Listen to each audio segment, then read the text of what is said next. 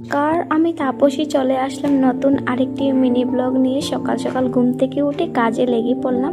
প্রত্যেক দিন যেভাবে কাজ করি আজকেও তেমনভাবেই কাজগুলো শুরু করে নিলাম। কে হলো কার্তিক মাসের শেষ দিন, আর কার্তিক মাসের শেষ দিনে কিন্তু আমাদের এদিকে বুলা সংক্রান্তি কিন্তু পালিত করা হয়।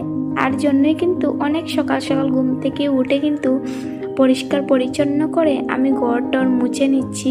আর আজকে অনেক কাজকর্ম করতে হবে, তো এই যে আমি ঘরটা মোছার পর আমাদের চুলাটা মুছে নিচ্ছি। আর এই যে তারপরে আমাদের খাওয়ার টেবিলটা কিন্তু আমি ভালো করে মুছে নিচ্ছি।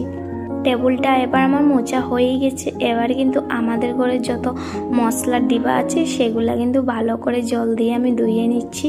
এ হওয়ার পর কিন্তু ছোট ছোট অনেক দায়িত্ব থাকে যেগুলা কিন্তু আমাদের মেয়েদের কিন্তু মানিয়ে নিতে হয়। আর সাথে কিন্তু প্রত্যেকটা উৎসবকেও মানিয়ে নিতে হয়। মানে একা বাঁচতে হলে অনেক কিছু শিখতে হয়, অনেক কিছু মানিয়ে নিতে হয়।